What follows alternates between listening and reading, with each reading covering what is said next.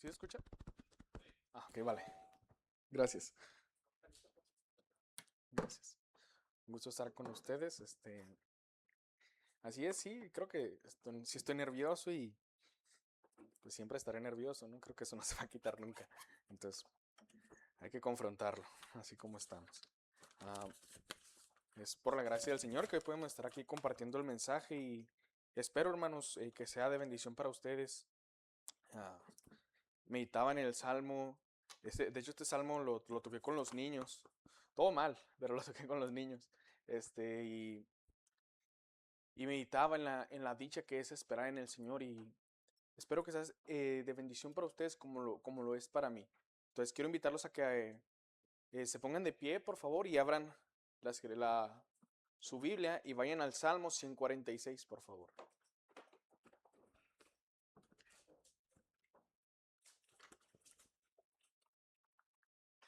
Salmo 146. Ande, yo estaba yéndome a Mateo. Ya ven que estoy nervioso. Listo. Salmo 146. Dice así, vamos a leerlo alternadamente. ¿Qué les parece? Dice yo, dice, alaba, oh alma mía, a Jehová.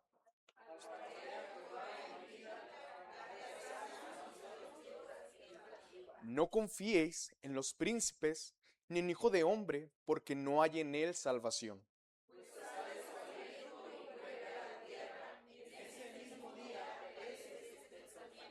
Bienaventurado aquel cuyo ayudador es el Dios de Jacob, cuya esperanza está en Jehová su Dios,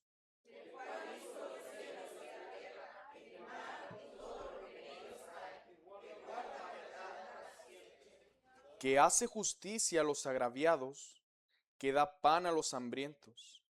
Jehová liberta a los cautivos.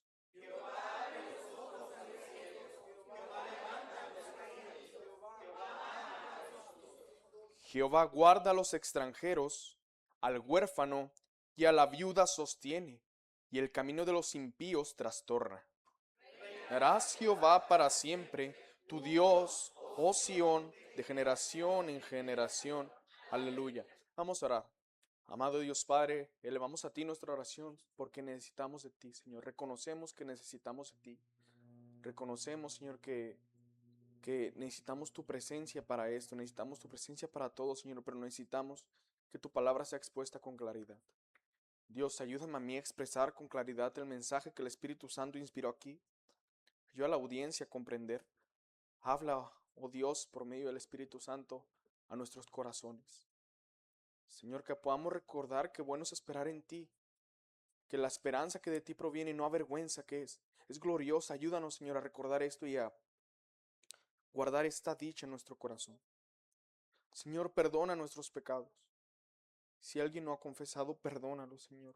Perdóname a mí. Límpianos, Señor, y purifica este púlpito, purifica esta congregación.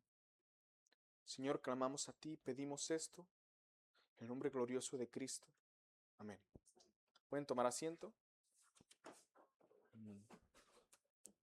Ah, como sabrán, los salmos son canciones, claro. No tenemos de parte de Dios la partitura inspirada, claro, ¿no? De la musicalización que se utilizó, pero tenemos estas canciones y las canciones se dividen en estrofas, ¿no? Como los cantamos aquí, estrofa 1, estrofa 2.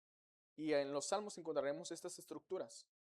Este salmo, al momento que lo dividí, encontré al menos unas cinco estrofas que nos muestran que el salmista alaba al Señor. Nos hace un llamado también a no confiar en hijos de hombre ni en príncipes. También dice en la tercera estrofa que es bienaventurado aquel cuya esperanza es el Señor. La cuarta estrofa la separa como las obras del Señor por las cuales hay que esperar en Él. Y en la quinta estrofa es que el Señor reinará por siempre. Cuando unimos todas estas piezas que rodean las estrofas del Salmos, podremos concluir esto. Es bienaventurado aquel cuya esperanza es el Señor, quien reina para siempre. La esperanza que tenemos es gloriosa, hermanos. Y no sé si algún momento se ha puesto a meditar en esto, toma su tiempo para leer los salmos, que muchos nos hablan de esto, de la esperanza que tenemos en Dios. Ah, déjame pego un poquito más este. La esperanza que tenemos en Dios. Y nos podemos gozar, ¿no? En esto.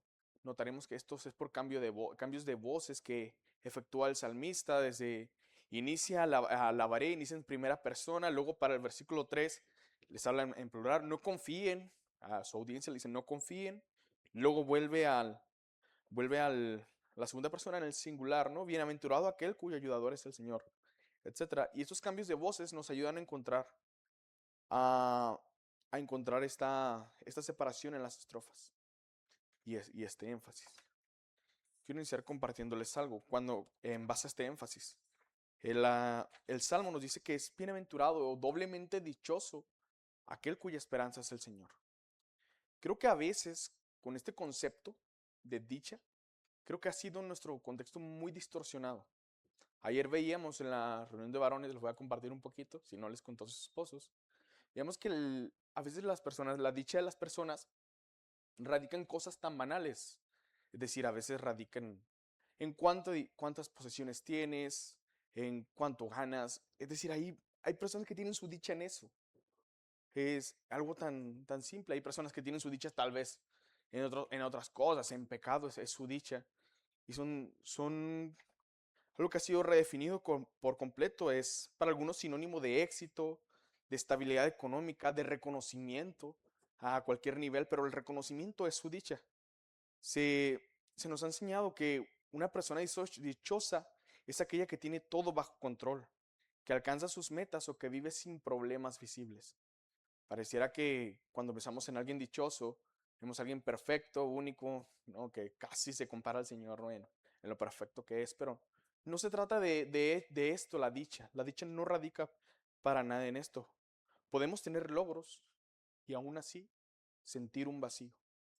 Podemos estar llenos de riqueza, puede usted tener la mejor casa allá en Campestre, estar suscrito a los mejores clubes, etcétera. Puede usted tener el mejor salario, puede tener la aparente mejor familia, pero eso no nos llena. Nada nos llena. El hombre nada le satisface. Cuando la dicha del hombre radica en estas cosas, no es algo que pueda prevalecer para siempre, es algo espontáneo, es algo temporal. No sirve de nada que tu dicha esté en estas cosas que son temporales. Y es precisamente ahí, la vida tarde o temprano, perdón, nos confronta con una verdad incómoda. Nada en este mundo es diferente es suficiente para satisfacer nuestra alma. Es ahí donde la palabra de Dios nos lleva a replantear todo. El título que hoy veremos es La dicha del alma que espera en el Señor, nuestro Rey por la eternidad. Este título nos dice que la dicha no está en lo que tenemos, ni en lo que logramos, ni siquiera en lo que sentimos, sino en la espera del Señor.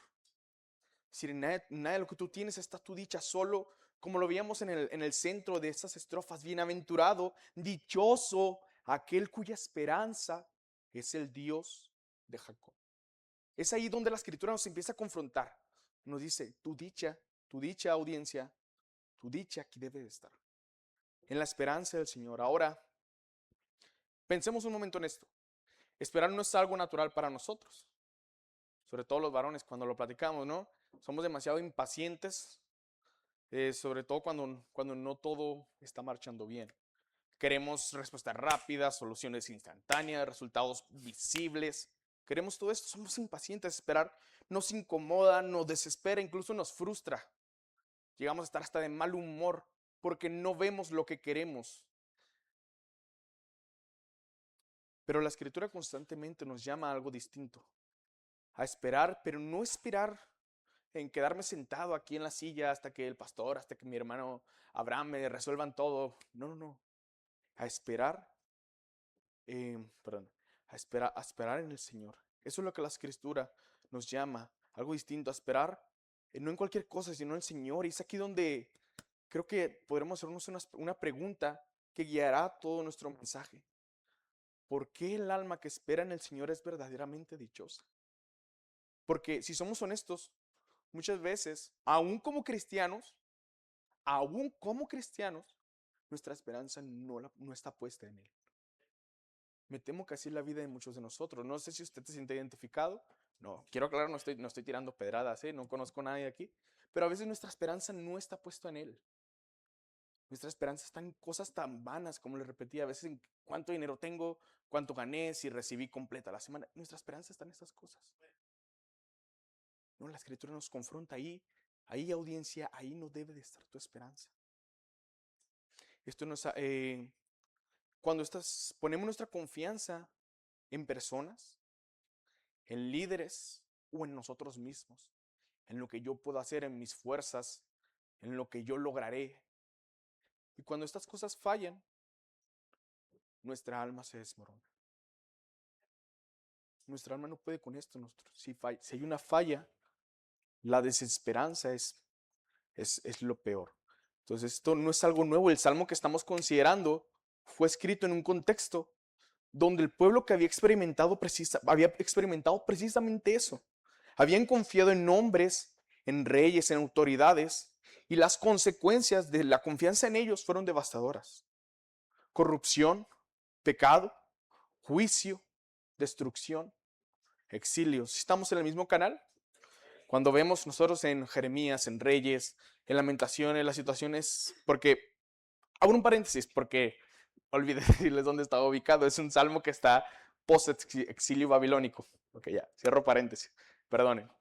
Pero cuando vemos el contexto en el que fue escrito este salmo, si se ponen a leer Jeremías, la situación que estaba pasando, el pecado que había, algo tan brutal, Lamentaciones nos dice un poquito que esto era causa de los líderes. La situación en la que se encontraba la ciudad, en el exilio, en la situación, era por causa del pecado de sus líderes.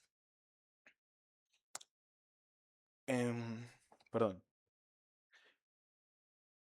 Entonces, esa causa de esto que se encuentran en esta situación, habían puesto su confianza en ellos, su confianza en las personas que ofrecieron niños en el templo, su confianza en las personas que pusieron ídolos en la ciudad, su confianza en las personas que habían permanecido en pecado. El pueblo mismo que estuvo en pecado, pusieron su confianza, su adoración a alguien que no debían llevarla.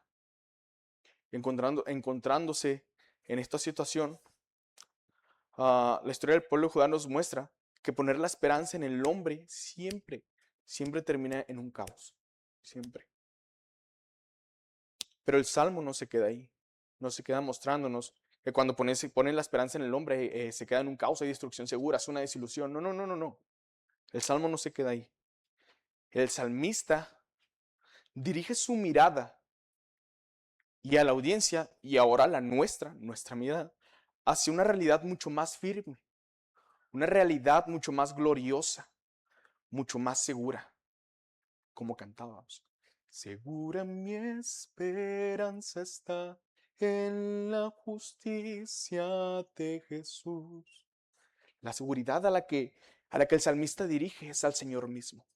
No hay esperanza más segura que la de nuestro Señor, que la que el Señor nos puede dar. El salmista lo que hace es esto, se dirige a sí mismo. Ay, perdón, casi me caigo. Enfoca su vista al Señor. Él es su segura esperanza. Solo en Él puede confiar, no en los líderes no. Los líderes llevaron a la ruina a su ciudad. Su pecado llevó al cautiverio, llevó al exilio, llevó a la destrucción, llevó a consecuencias tan horribles. El pecado de sus líderes en los que confiaron. Pero cuando confían en el Señor, es muy, muy, muy, muy, muy diferente. Veamos el versículo 1 y 2. Dice así. Alma, oh alma mía, alaba, oh alma mía, a Jehová. Creo que pongamos aquí. Leeremos el 2. Alabaré a Jehová en mi vida, cantaré salmos a mi Dios mientras viva. Creo que pongamos atención aquí.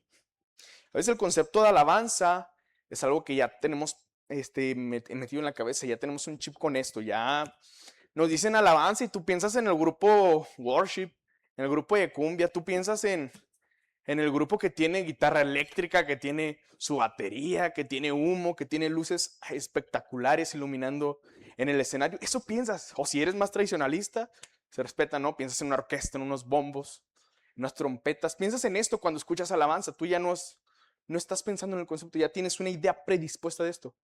Pero la alabanza no es esto.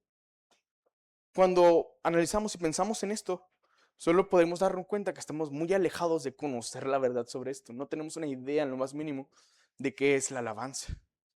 Para eso veremos qué es la verdadera alabanza. El término alabanza es repetido de 100 a 150 veces en los salmos. Por sus variantes y dependiendo de la traducción, esto es claro, mostrándonos la importancia de esto en el Salterio. En los salmos, aún en los salmos de lamento incluso, notaremos que hay alabanza. Es algo que constantemente se repite. En la carta de los Hebreos se le llama alabanza al fruto de labios que confiesan su nombre. Esto es muy probablemente en base a lo que los salmos nos dicen sobre esto. Por ejemplo, si pueden poner aquí Salmos 116, 17. Salmos 116, 17, aquí en la pantalla nada más. Siendo que el libro de Hebreos dice que la alabanza es el fruto de labios que confiesan su nombre. Salmos 116 al 17, por favor. 116, 17. Chicos de cabina. Bueno, ok. Dice, te ofreceré sacrificio de alabanza, invocaré el nombre de Jehová. A Jehová pagaré mis votos delante de todos. Bueno, eso ya no lo iba a leer. Dice, en base, y hay otros salmos que nos dicen esto, que el salmista ofrecería sacrificio de alabanza. Cuando muy probablemente es a esto en que los hebreos relaciona en su concepto de alabanza, el fruto de labios, perdonen, me perdí. Llama el fruto de labios que confiesan su nombre. La alabanza es un agradecimiento desde lo más profundo de nuestro ser, donde nosotros exaltamos su grandeza, donde exaltamos sus proezas y la salvación que el Señor nos ha dado. No obstante, no se queda así. El alabar indica una entrega en gratitud a aquel que nos ha salvado. El salmista escribe, oh alma mía, alaba al Señor. Quiero que notemos aquí, cuando el salmista inicia, el salmista no inicia exhortando a los demás. El salmista jamás inicia de esta manera. Oh, familia mía, Carlitos, Iker. No le inicia así. Inicia, oh alma mía, alaba al Señor. Empieza con una autoinstrucción, empieza diciéndose a sí mismo, alaba al Señor. Oh, lo más profundo de mí, oh, lo interior en mí, oh, mi corazón, alaba al Señor. Alaba tú primero al Señor. Agradece, da sacrificio al Señor. Inicia el salmista de este modo, no de otra forma. Nos lleva a que el salmista es la primera persona que tiene que elevar su adoración. A diferencia de otros salmos de alabanza, este inicia mostrando su profundo anhelo de engrandecer al Señor. Y esto no es de extrañarse, pues cuando leemos más adelante en el salmo, motivos sobran para alabar al Señor. Para exaltar su nombre, motivos no nos caben en las manos. El Señor es digno de alabanza y el salmista lo sabe. El salmista reconoce que él es la primera persona que debe ofrecer esa alabanza. Antes de empezar a corregir a los demás, antes de guiar a los demás a alabar al Señor, él inicia, yo debo alabar a Dios. Alma mía, alaba al Señor. Continuando con esto, el escritor, en esta misma idea, pero ahora ya no instruyendo a su alma, sino darnos cuándo debemos efectuar esta alabanza. Vayamos ahí al 2, dice, alabaré a Jehová en mi vida y cantaré salmos a mi Dios mientras viva. La NBI traduce en mi vida y mientras yo viva, traduce toda mi vida, alabaré al Señor toda mi vida y mientras haya aliento en mí. Es en eso. Quiero preguntar, notamos que el salmista dice, a excepción de este momento, dejaré de alabar al Señor. El salmista nunca dice esto. En mi vida, en mi diario caminar, en todo lo que yo hago, donde me ven, donde no me ven, con cada aliento alabaré al Señor. A veces pensamos que la alabanza, que el sacrificio de nosotros mismos al Señor, que el canto, que confesar su nombre es solo en las reuniones de departamentos que tenemos con el hermano Esteban, los varones y las hermanas, entre ellas con la hermana predicadora Mireya. Pensamos que ahí solo debemos efectuar nuestra oración. Pensamos que solo el miércoles cuando venimos y nos reunimos para orar, Ahí efectuamos la adoración, o en el grupo pequeño de los martes, o el domingo que es día del Señor, pensamos que ahí es donde debe estar mi alabanza. Sí, amén, claro, ahí debe estar tu alabanza, eres cristiano. Si no lo haces, hay algo malo en ti, chécate. Pero no, la alabanza no solo es ahí. El salmista dice, en mi vida, alabaré al Señor en mi vida, alabaré al Señor en mi trabajo. Oh, qué difícil. Joven, alabaré al Señor en mi escuela. Alabaré al Señor en mi familia. Oye, pero tu familia ya saben que eres cristiano. Oh, pero muchas veces es el momento en el que más hipócritas somos. Dicen por ahí, luz de la calle, oscuridad en tu casa. Debes alabar al Señor. Qué difícil esto, alabar al Señor. Ay, otra vez. Okay. Alabar al Señor con tu esposa. Alabar al Señor con tus hijos. Yo no tengo hijos, pero ustedes que tienen hijos. Alabar al Señor con tus hijos. Ahí donde nadie te ve, donde tu familia, los que te conocen te ven. Ahí debes alabar al Señor. No solo cantar, no solo poner a la Ivy, a Gracia Soberana, no. Sino tu forma en que tratas a tu esposa. Qué difícil, lo digo por mí, qué difícil. La paciencia, qué difícil. Qué difícil el mostrar a Cristo y alabar de este modo al Señor. Qué difícil. La alabanza al Señor debe estar en todo lo que nos rodea. Desde que despertamos hasta que dormimos. Debemos alabar al Señor en nuestra vida, en todo lo que hagamos, cada cosa. Dice el Salmo 63. Gracias. Bueno, creo que ya había uno, o era de usted. Bueno, ya tengo dos, yo no comparto. Entonces, el Salmo, vayamos allá, Salmo 63, 4 al 6, y leamos un poquito, es muy similar a lo que el salmista nos dice en el versículo 2. Salmo 63, 4 al 6. Se lo voy a leer, pongan atención ahí como dice la Reina Valera, pero se lo voy a leer en la traducción del lenguaje actual porque soy chavo y me gusta una versión más nice, no se crean, creo que es más entendible.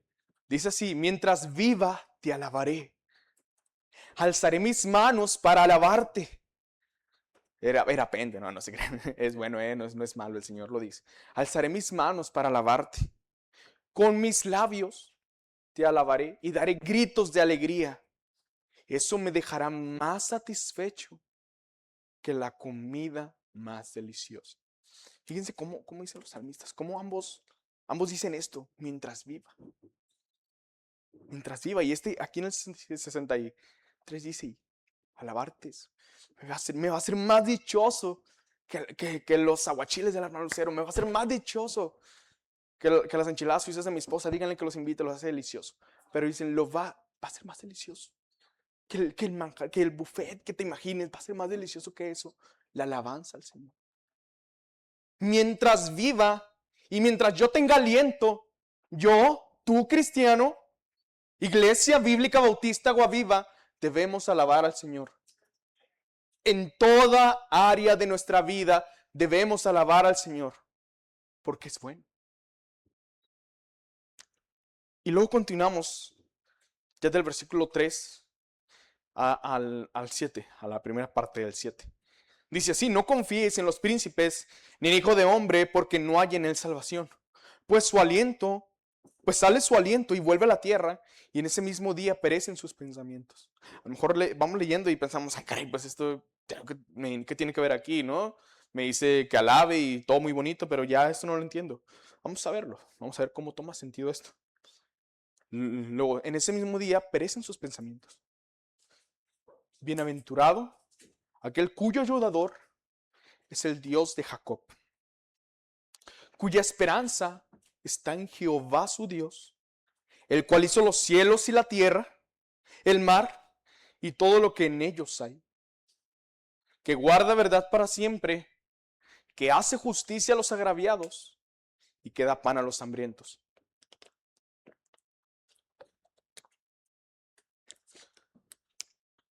La vida humana es frágil, ¿no?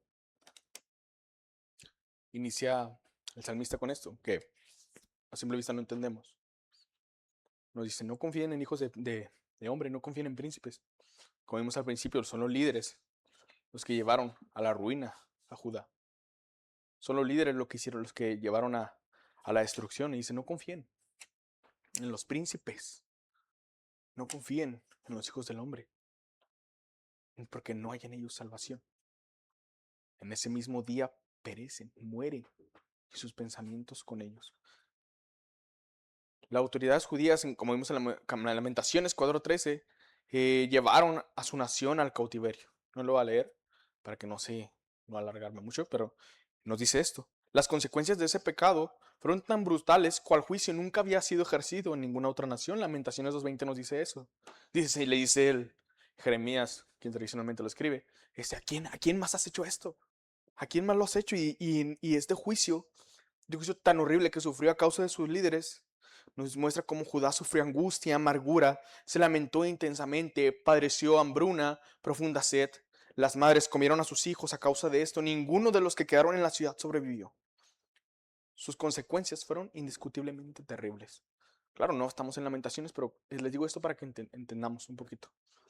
Todos aquellos reyes que precedieron al cautiverio murieron. No fueron más nada, murieron. Creo que las personas que no leen la Biblia no los conocen. Su legado, ahí están en el olvido, para los que no leen las Escrituras. Pero no fue nada. Su legado no fue más que muerte y destrucción. Cuando confiaron en sus reyes, eso es lo único que les dejaron. Pues sí, a ver, espero no equivocarme porque siempre que digo algo que no escribí, generalmente me equivoco. Pero el Señor les dice que no, si no recuerdo mal, es en Samuel, que les dice que no tengan reyes y que les defraudaría. No sé si me estoy equivocando, si les defraudaría. Y cuando vemos lo que pasó, vemos que sí es así. Su legado de pecado llevó a la destrucción de Judá. Eso es lo que hace el hombre. Tu confianza en el hombre te va a destruir. ¿No dice Jeremías maldito? El hombre que confía en otro hombre. Su confianza en ellos te va a destruir. Su confianza en los líderes destruyó. Lo vemos. Cuando vemos la Biblia, lo vemos como los líderes llevan así a la ciudad. Pero dicen, no es así con nuestro Dios. No es así. Que como nos describe el versículo 5, bienaventurado aquel cuyo ayudador es el Dios de Jacob, cuya esperanza está en el Señor su Dios. El término de Dios de Jacob, creo que lo vimos hace poquito con el pastor en un salmo, me parece también. Y saluda al Dios de pactos que fue presentado a Abraham, Isaac y Jacob. El Señor es aquel que cumple su promesa, resaltando su fidelidad y su protección, enseñándonos así que como Dios guardó de estos, así guardaría a aquel que haya puesto su esperanza en él. Nuestro Dios creador, nuestro Dios poderoso, nuestro Dios majestuoso, hacedor de todo y quien está en control de todas las cosas. Un Dios que no miente, que guarda verdad para siempre, como dice el Salmo. Confiemos en sus promesas son verdaderas. Dios guardó la línea de Abraham. Dios, por medio de esa línea, nos dio a nuestro Cristo, nuestro Mesías, nuestro Dios encarnado, engendrado desde antes de todos los siglos. Por la línea de Abraham, Cristo fue encarnado. Dios cumplió su promesa por medio de esa línea. Dios es fiel, en Dios pueden esperar, en Dios pueden confiar. No hay cosa que Él no diga que no cumpla. Si dice Dios que podemos esperar en Él, cristiano, no te quiebres la cabeza, puedes esperar en Él. No busques otra opción, no busques otra salida, no pongas tu esperanza en un líder, no la pongas en el pastor, en los demás hermanos predicadores, no la pongas en tu mejor amigo. No, pon la esperanza en el Señor. Bienaventurado, doblemente dichoso es aquel que pone su esperanza ¿en quién? En el Señor. Ahí es donde se encuentra la dicha. Lo que nos inicia diciendo, el centro, el corazón de este salmo es eso. Eres bienaventurado si tu esperanza está en Él. No necesitas más. No mires a otros lados. Tu bienaventuranza, tu dicha es nuestro Dios. Amén. Nuestra esperanza está en el Señor, quien nos ha salvado. En los hijos de hombre, ojo con este término, hijos de hombre, no hay salvación. Pero en el Hijo del Hombre, como lo describe Isaías, como se describe a sí mismo en los evangelios, el Hijo de Dios engendrado, tenemos esperanza. Nos gozamos y nos gloriamos en esta esperanza que para siempre será nuestra por la gracia de Dios, como Romanos 5.2 dice. Vayamos ahí, es para mencionarlo, Romanos 5.2. Por quien también tenemos entrada por la fe a esta gracia en la cual estamos firmes y nos gloriamos en la esperanza de la gloria de Dios. Cristo es nuestra esperanza. Por Él tenemos la esperanza de vida eterna. Solo en Él podemos confiar. Vayamos ahí, ya después de esto, al versículo 7, pero la parte B, hasta el versículo 9, dice: Jehová liberta a los cautivos. Jehová abre los ojos a los ciegos. Jehová levanta a los caídos. Jehová ama a los justos. Jehová guarda a los extranjeros, al huérfano y a la viuda sostiene. Y el camino de los impíos trastorna. Ay, ya me duele la garganta. Yo no sé cómo el pastor puede gritar tanto. Okay. Cuando vemos en el versículo 7 al 9, el salmista nos dice, ok, confíen en Dios, sí, son bienaventurados. Ya lo vimos, creo que ya se lo repetí, ya se hartaron, ¿no? Pero son bienaventurados por confiar en el Señor. Pero nos dice cuáles son las causas de esto. Dentro de esto mismo, que somos dichosos, nos dice cuáles son las causas de esto. Inicia: el Señor libera a los cautivos. Es imposible, creo que cuando leemos esto, para todos aquí nos es imposible no sentirnos identificados con esto. El Señor, en el contexto en el que se encuentra, esta parte refleja cómo Dios había sido fiel con ellos. Dios guardó al remanente del cual nacería el Mesías. Los guardó de Egipto, de mano del faraón,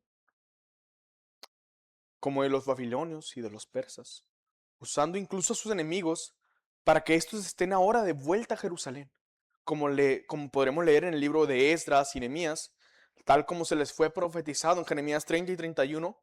Esperanza también hay para tu porvenir, dice Jehová, y los hijos volverán a su propia tierra. El Señor es fiel. Yo les había dicho que podían esperar en Él. Llevaron su castigo, su pecado, otra vez, perdón, su pecado merecía castigo. Ya me voy a agarrar porque si no, en vez de predicación va a ser un stand-up. Entonces, su pecado merecía castigo. Merecían morir. Dios hubiera sido justo, hermanos. Dios hubiera sido justo si Dios los acababa a todos.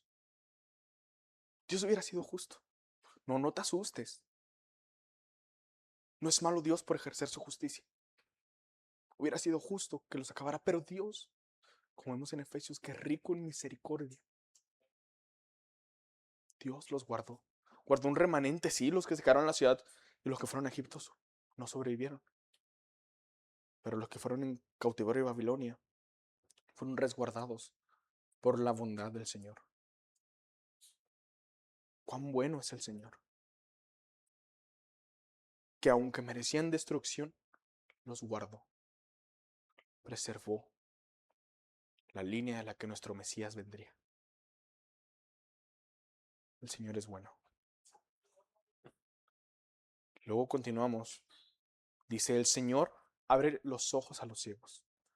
Creo que si se ha dado cuenta, y si lee los evangelios, cuando leemos en el Antiguo Testamento, ni en el Pentateuco, ni en ningún otro de los libros proféticos, ni históricos, vemos jamás a un ciego ser sanado. Yo no lo recuerdo, espero no estar diciendo mentiras, pero nunca vemos a un ciego sanado. Y pensamos, ¿pero por qué dice esto? O sea, ¿de dónde sacas? Muéstranos pruebas. ¿Por qué sacas esto? Vemos, esto no lo vemos ahí, pero sí lo vemos con alguien. A simple vista parece muy fuera de lugar, porque en esa época no se habían visto estos milagros. Sin embargo, Isaías ya había profetizado sobre esto. Isaías 35, 4b al 5 dice: Dios mismo vendrá y os salvará.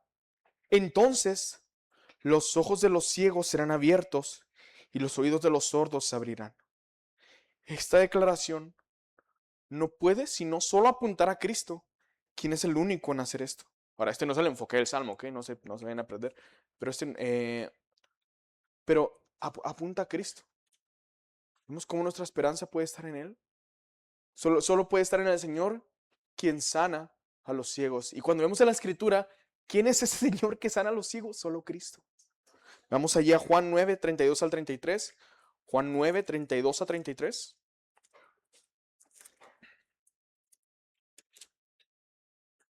Dice, desde el principio, no se ha oído decir que alguno abriese los ojos a uno que nació.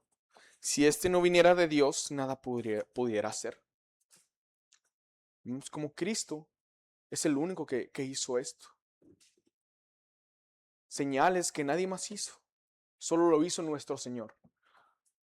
Solo es en el Señor, en nuestro Cristo, que podemos poner nuestra esperanza, como cantamos. Cristo es nuestra esperanza en vida y muerte. Solo en Él podemos cargar nuestra esperanza. Y luego dice ahí, el que levanta a los caídos.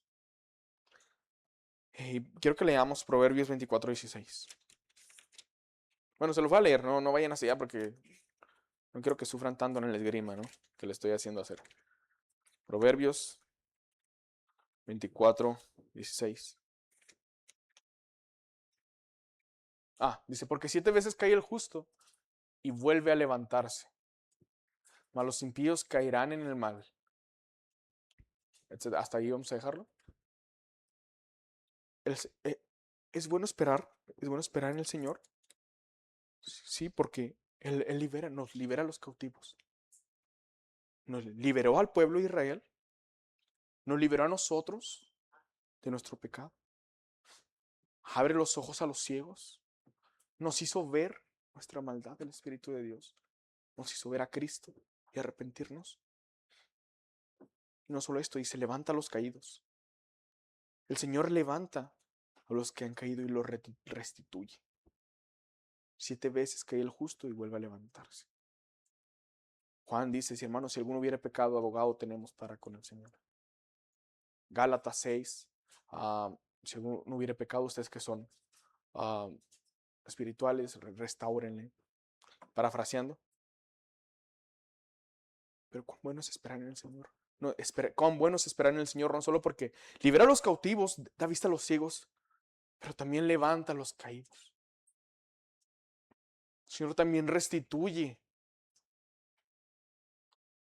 Si alguno de nosotros pecó, hermano, si has pecado, recuerda esto. Bueno es esperar en el Señor. Hermano, podemos esperar en el Señor. Podemos poner nuestra esperanza en Él. El que confiesa sus pecados y se aparta alcanzará misericordia. La esperanza es segura en el Señor. Si confiamos en Él, el Señor nos puede levantar. Porque es bueno. Porque esperar en Él es bueno. Porque Él cumple su promesa. Y si promete restaurarnos, Él lo hará. Si promete misericordia, la tendrá. Y ama a los justos. Jehová ama a los justos. ¿Qué otra manera de haber mostrado más que haber guardado un remanente? Cuando vemos lo que el pueblo había hecho. Cuando vemos todo el pecado que habían cometido. Hermanos, lea Jeremías. Lea Reyes, lea Crónicas, lea Lamentaciones. Hasta usted los quisiera condenar. Se lo aseguro. Cuando lo leas, usted les quisiera aventar algo. ¿Cómo se atrevieron, no? Blasfemos. Quisiera cachetear a todos. Porque es muy grave lo que hacen. Pero dice, el Señor ama a los justos. ¿De qué otra forma les pudo haber mostrado su amor que guardarlos después de sufrir? Aunque merecían su castigo, los guardó. ¿De qué otro modo pudieron ver su amor? ¿De qué otro modo vimos su amor? En que siendo aún pecadores, Cristo murió por nosotros. Mas Dios muestra su amor para con nosotros, en que siendo aún pecadores, Cristo murió por nosotros. El amor que Dios muestra a los que Él amó desde el principio es tan grande. Guardó al remanente y a nosotros nos ha salvado. Nos ha llamado. Nos ha dado su gracia. Y hemos alcanzado por su poder y misericordia, por el gran amor con que nos amó. Luego dice, Jehová guarda a los extranjeros, al huérfano y a la viuda sostiene. El salmista muy probablemente hace una alusión al libro de Éxodo en el versículo 9, Éxodo 20, 21, 22, 23, 9, Deuteronomio 18. Les voy a leer uno. Nada más Éxodo 22, 21 al 22. No se duerman, hermanos. Ya estoy terminando.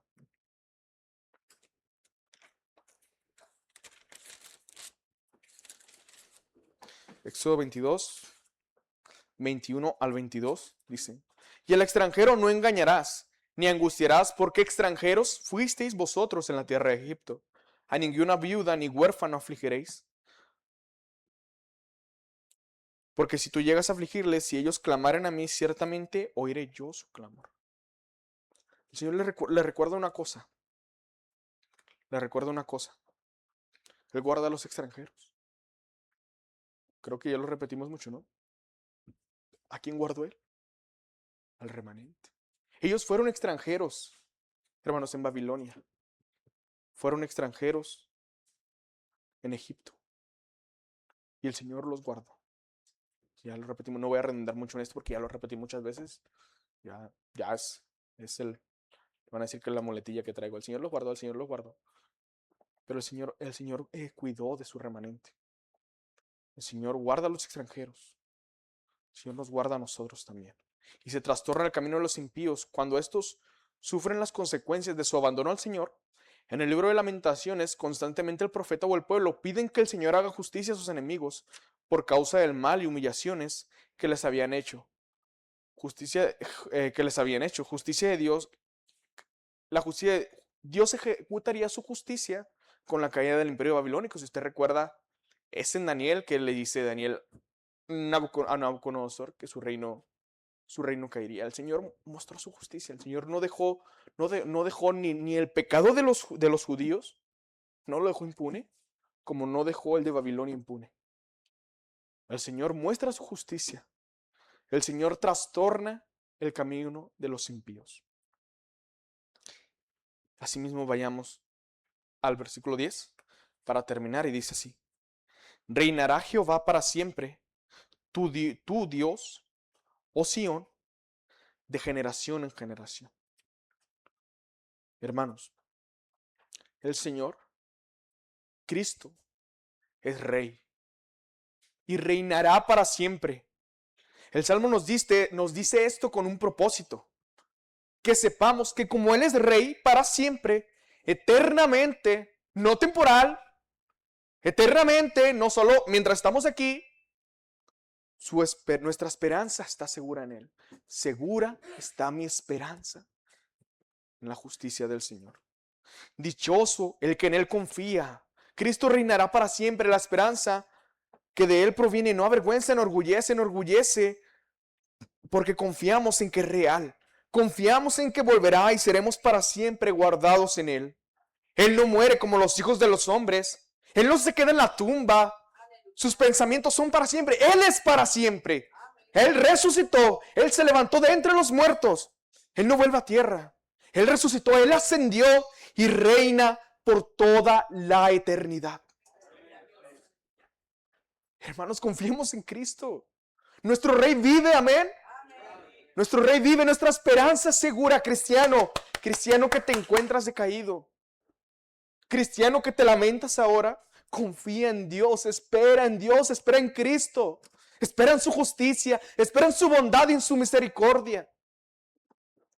Es bueno esperar en el Señor y es seguro esperar en nuestro Rey. No hay más segura esperanza que la nuestra. La esperanza que ninguna otra religión tiene. Aunque si alguien ve las redes y quiere funar, ninguna otra religión más que nosotros cristianos tenemos esta esperanza. La esperanza segura que Cristo nuestro Señor, ni el Islam, ni el budismo, ni ninguna otra religión o el ateísmo tiene la esperanza que nosotros tenemos. Una esperanza segura, asegurada por el mismo Señor. Y con muchas pruebas detrás, en la que podemos confiar de que nuestra esperanza es real y segura. Creyentes, quiero terminar con estas aplicaciones. Primero, para ustedes, creyentes, nuestra esperanza es segura porque Cristo es el Rey, cuyo trono durará por la eternidad.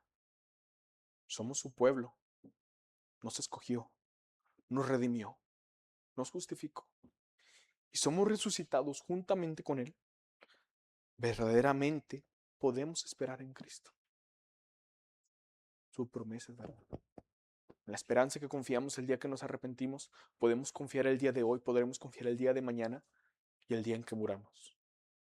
Tenemos esta esperanza y seguiremos cantando que Cristo es nuestra esperanza en vida y muerte. Gloria a Dios por eso.